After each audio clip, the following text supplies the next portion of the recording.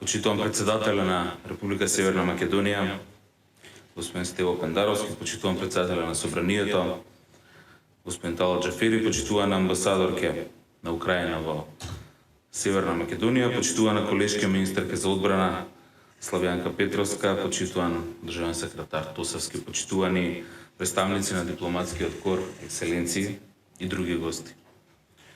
Помина точно една година од најавувањето на руската воена агресија врз Украина и огласувањето на сирените за воздушен напад во главниот град на Украина, Киев. На 24 февруари минатата година, со почетокот на руската воена инвазија на Украина, светот се промени преку ноќ. А Европа, која што дотогаш беше нарекувана и оаза на мирот, стана сведок и поле на жестока војна. Никој не очекуваше дека и во 21. век ќе треба да бираме страна и ќе треба да застанеме во одбрана на суверенитетот на некоја европска држава, во одбрана на европските вредности, во одбрана на базичните човекови права.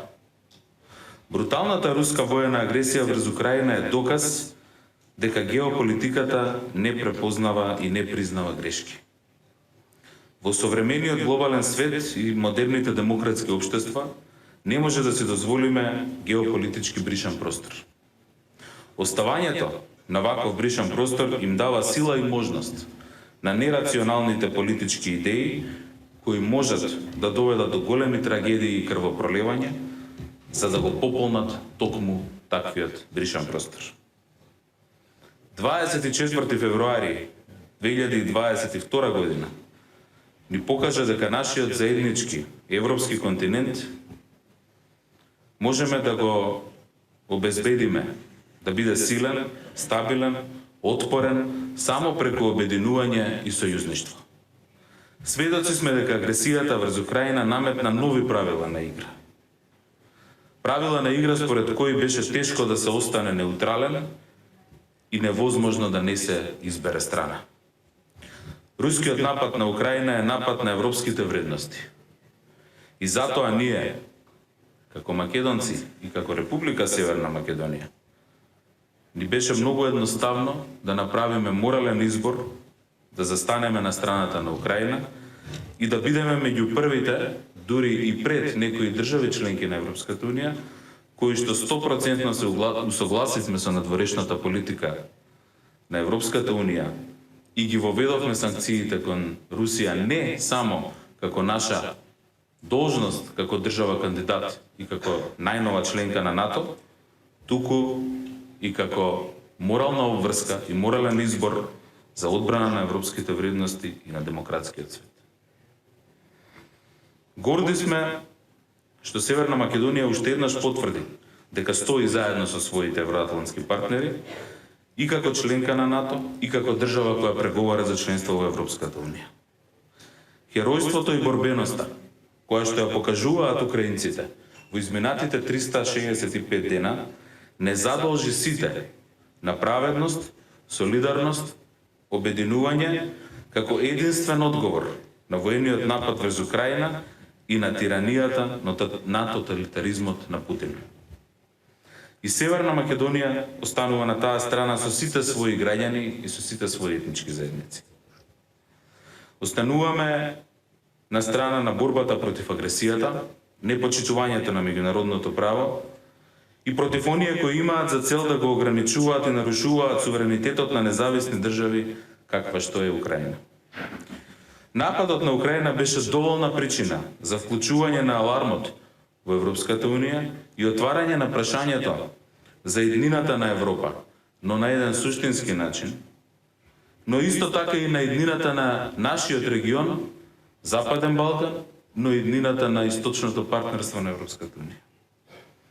Западниот Балкан не е помалку мета на надворешни влијанија и пропаганди, но се уште не е мета на воена агресија како што е Украина. Украина го привлече вниманието на геополитичката важност на интеграцијата на Европската Унија и на Западниот Балкан. Затоа е очигледно дека со отварањето на преговорите со Северна Македонија и Албанија, Европската Унија ја активира својата политика на проширување која што долго беше замрзната. Со тоа уште еднаш Европската Унија потврди дека се уште е политички и мировен проект, многу повеќе отколку само економски проект или заеднички пазар. Војната во Украина е моментна пресвртница, покажувајќи дека немаме ниту време, ниту простор да се одолговлекува обединувањето на континентот. Пропуштените можности и безкрајното чекање не донесе ништо добро ниту за нашите земји, ниту за Европската Унија.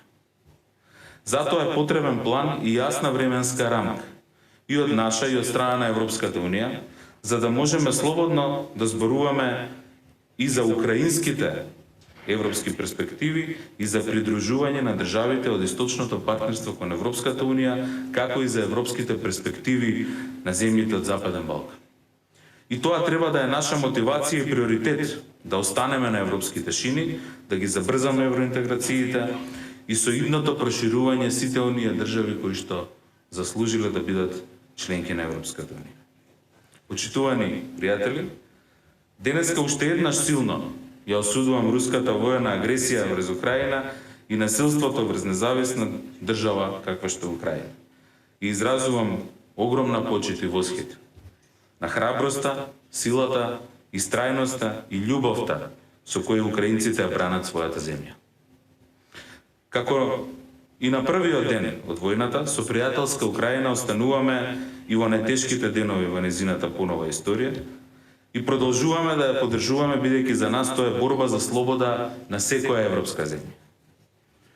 Една година стоиме со Украина во одбраната на највисоките вредности на слободниот и демократскиот свет, застанувајќи во одбрана на правото на секоја земја слободно да го избере својот пат кон иднината.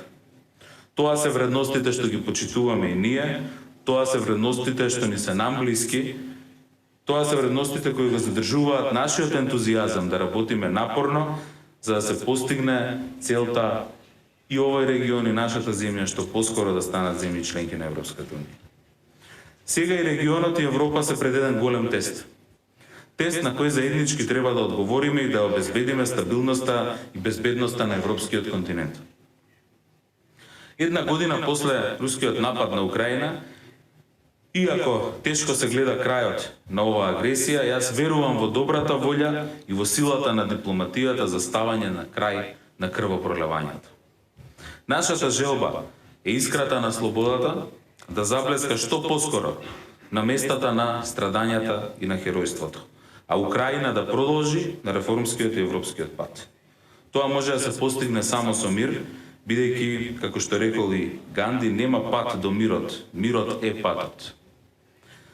Многу пати до сега сум добил едно прашање дали постои друга држава која што жртвувала повеќе од Северна Македонија, која што имала поднесено повеќе жртви од Северна Македонија за обезбедување на својата европска иднина и за одбрана на својот идентитет. Денес можам да одговорам да, има една, тоа е само Украина.